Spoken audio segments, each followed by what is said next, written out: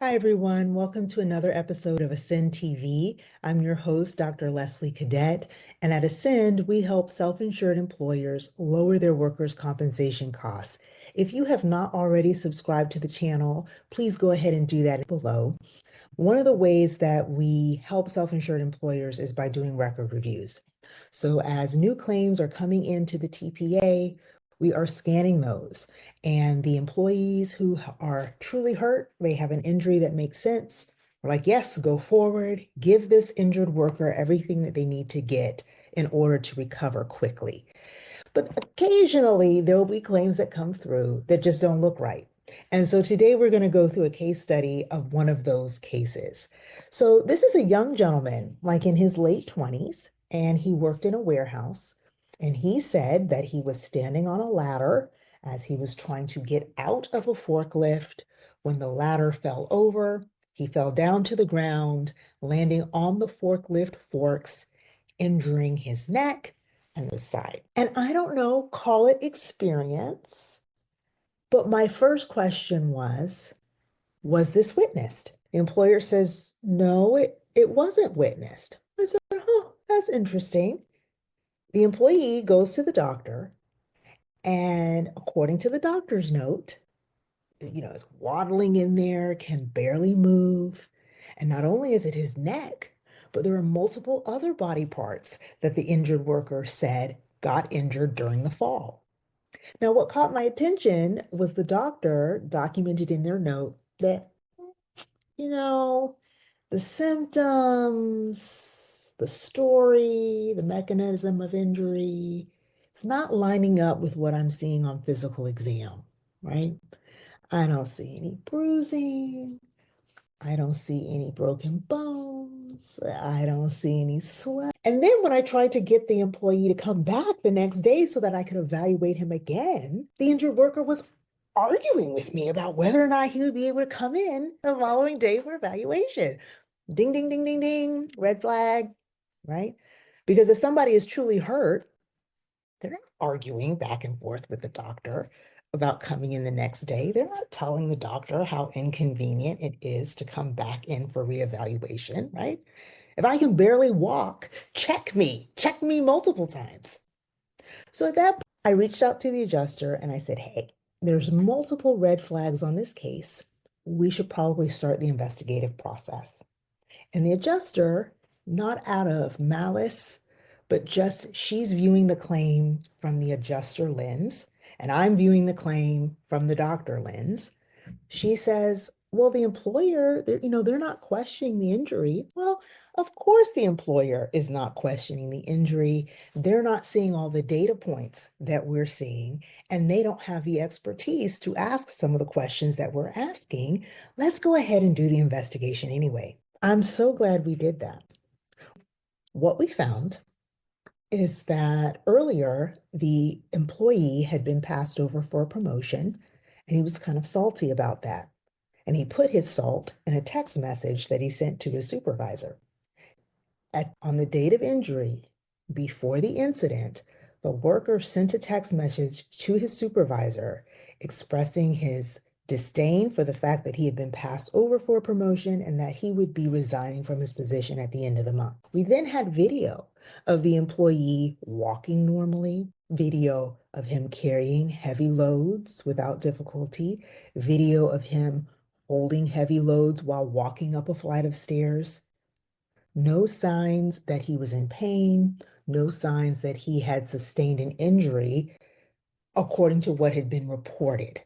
What was also interesting is the ladder was 3 feet. You know what a 3-foot ladder is? It's a step stool. How many of us have a step stool in our home? Okay, so this is not like he fell from a 7-foot height and he's 80 years old and he's banging up all these body parts. This is a seasoned 27-year-old, an agile 27-year-old who supposedly fell off of a step stool. Now, if you've ever fallen off of a step stool, you know as you're falling that you need to brace yourself, you kind of change your body positioning, and a lot of us would be able to land on our feet. You might land and stumble, but you would land. I digress. Well, with this information, we were able to go back to the primary treating provider and say, hey, we noticed that the first provider who saw him caught on to these red flags and said, this doesn't look right. I'm going to put him on light duty. But then your second provider who followed up in the next visit completely took him off of work, which was inappropriate since there was no objective findings of an injury. We have this additional information we would like for you to review. Please return the worker back to full duty. Thankfully, the primary treating provider did return the worker back to full duty. But what happened next is very interesting. Prior to being returned to full duty, the injured worker was expecting some paychecks, expecting some money so that I can buy food. Well, the checks didn't come because the claim had been placed on delay while we were doing this investigation. So the worker reached out to his manager, so not his supervisor, but one level above the manager, and said, hey, I'm not getting my money. I have bills to pay.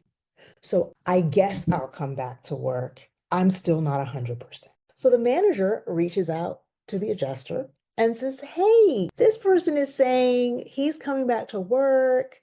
The doctor has released him, but he's still not 100%. Should we let him come back to work? So you can understand the manager slash employer's hesitancy because this gentleman has said, hey, I had a work injury. You guys hurt me.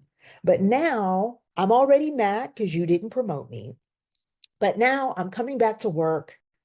I'm angry because I didn't get any extra money. I'm angry because I'm behind on my bills. And, I'm just letting y'all know I'm not 100%. What employer, what manager wants to bring that person back into the workplace? Do you see the potential liability? Like, we're going to bring him back, and he's probably going to say, well, now my injury is worse. Or he may say, now I have another injury that I'm going to add on top of everything else that's already going on. So, again, the adjuster, not out of any malice, said to the employer, yes, the doctor returned him back to work. Let him come back to work. It's fine. The adjuster then invited our input, and I'm so grateful that she did that because then we were able to share with the employer, hey, there were some red flags on this case. We started an investigation and we found that your employee has already given his resignation at the end of the month. Our recommendation would be to accept his resignation and not allow him to come back to work. And that is what the employer did. Now, again, if a person is truly hurt, and as they're telling the story, everything makes sense, the documentation from the doctor is saying, yeah, there's a legitimate injury here, then we want to go above and beyond for workers who get hurt in the course of their employment. But there are a few seeds out there where they don't really like where they work. There's other issues going on in the background, and they want to take advantage of a system that was designed to help people who are truly injured. Those are the cases where we want to say, no, we're not going to tolerate the abuse. No, we're not going to tolerate the exaggeration. No, we're not going to tolerate the threat that you're going to come back into the workplace and cause even more havoc, right?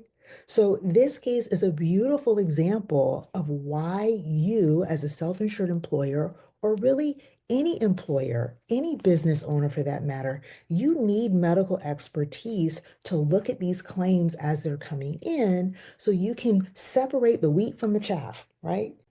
You can separate those who are truly injured from those who are not. Because had this claim been allowed to go on as many claims typically go, this employer would have been out tens of thousands of dollars. That would have helped jack up their workers' comp premiums, and it just would have been a mess.